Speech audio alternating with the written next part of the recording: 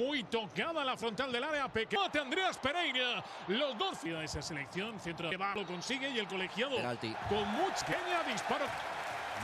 Segundo de Rafinha, segundo de penalti. Variante en cuanto a posición, pero Sil por delante. E veamos Olha, todo mundo que estava assistindo de fora já tinha esse resultado anotado antes mesmo do apito inicial. A Escócia, um país que passou décadas participando de Copas do Mundo e saindo antes das fases eliminatórias sem uma única exceção. O Brasil, realeza do futebol, pentacampeão mundial, chegando em Miami com Vinícius Júnior despedaçando defesas como se fossem cones de treino. E ainda assim, a Escócia tinha pontos na tabela, a Escócia tinha embalo, a Escócia tinha 3 pontos em 2 jogos e um motivo genuíno para acreditar que essa noite poderia ser diferente. O que eles receberam em troca foi uma aula magistral sobre por que a diferença entre times bons e times grandes não se mede em talento, mas no custo de um único erro. 7 minutos de jogo, apenas 7, e o tom estava definido para tudo o que viria a seguir. Scott Msekena demorou demais com a bola no terço defensivo, confortável, sem pressa, completamente alheio ao fato de que a armadilha já estava se fechando. Rean do Brasil leu a situação na hora, avançou sobre ele, roubou a bola com limpeza e imediatamente ela estava nos pés de Vinícius Júnior. O que aconteceu depois foi um lembrete brutal do quanto o futebol de elite pode ser impiedoso.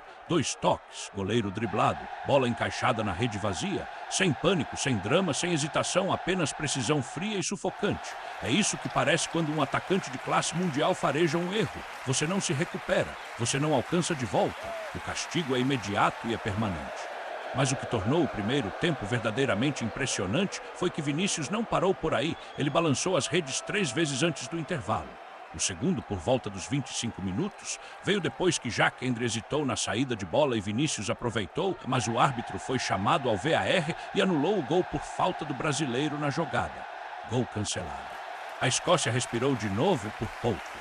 Depois, no momento que parou o coração dos torcedores escoceses, Lewis Ferguson jogou o corpo numa bola destinada ao fundo da rede e salvou em cima da linha. Puro instinto de sobrevivência. Mas o acréscimo do primeiro tempo não trouxe o mesmo alívio. Bruno Guimarães cruzou pela esquerda, Vinícius atacou a bola com uma corrida perfeitamente cronometrada e seu cabeceio passou por Angus Gunn. Goleiro e Nathan Patterson pegos no contrapé, completamente expostos. 2-0 no intervalo. E os dados de gols esperados dizem tudo o que você precisa saber. O Brasil gerou 4,46 XG nessa partida contra apenas 1,13 da Escócia. Isso não é uma disputa. Isso é uma demolição controlada. O segundo tempo trouxe uma Escócia diferente, um time com fogo nos olhos, um time que não havia desistido completamente. Scott Tominay forçou Alisson Becker a uma boa defesa num cabeceio. Kieran Tierney avançou pela esquerda e trabalhou o goleiro brasileiro. Por um breve período, havia algo no ar, uma faísca de possibilidade de que talvez, só talvez, um gol de honra pudesse reabrir a partida. Mas o futebol não recompensa o que poderia ter sido. Na hora do jogo, Bruno Guimarães, magnífico a noite toda, atropelou Kane Emecelian no meio-campo e deslizou a bola por um espaço que não deveria existir. Matheus Cunha, o atacante do Manchester United, viu o ângulo e chutou sem hesitar. 3-0. O sonho morreu silenciosamente no sul da Flórida. Mas vamos tirar a emoção de lado e falar sobre o que essa partida realmente revelou, e porque o placar é só uma parte da história. A Escócia não é um time ruim.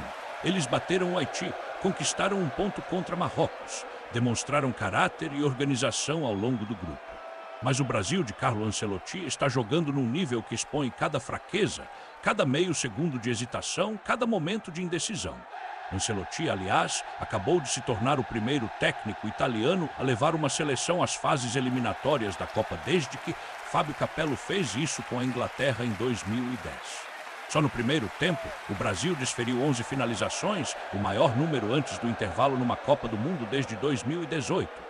Guimarães terminou a noite com 2 assistências, tornando-se apenas o segundo brasileiro do século XXI a dar múltiplas assistências numa única partida de Copa, depois de Kaká contra a Costa do Marfim em 2006. E Vinícius, 4 gols na fase de grupos de 2026.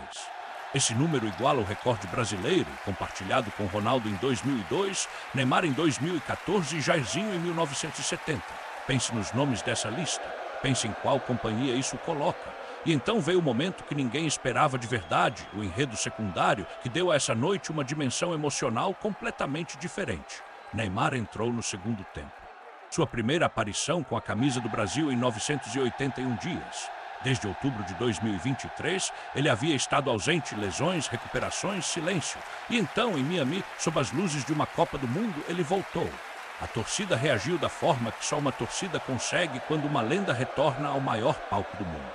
Ele tocou na bola, sofreu faltas, jogou com ginga e lembrou a todos que o futebol brasileiro sempre carregou algo que as estatísticas nunca conseguem capturar completamente.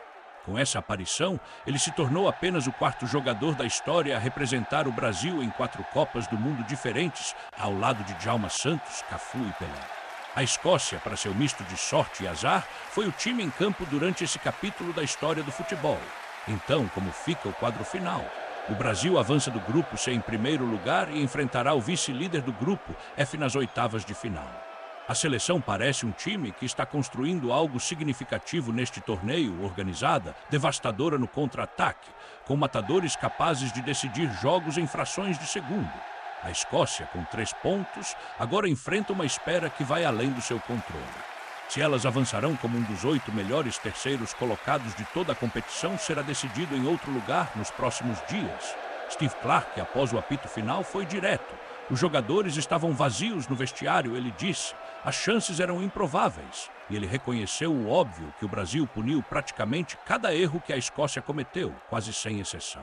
Porque esse é o verdadeiro ensinamento de Miami, no dia 24 de junho de 2026. Numa Copa do Mundo, hesitação não é advertência, é sentença de morte. No momento em que MC Kenna deu um toque a mais no seu próprio campo, Vinícius Júnior já estava em movimento. No momento em que Endre pausou, a armadilha já havia se fechado.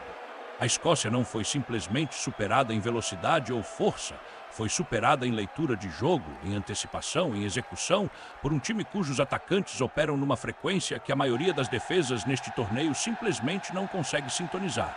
O Brasil não ganhou apenas uma partida de futebol esta noite. Eles enviaram um recado a todos os times que ainda restam nesta Copa do Mundo. Eles são perigosos, eles são organizados, eles estão chegando, e se você lhes der 7 minutos, é tudo o que eles precisam.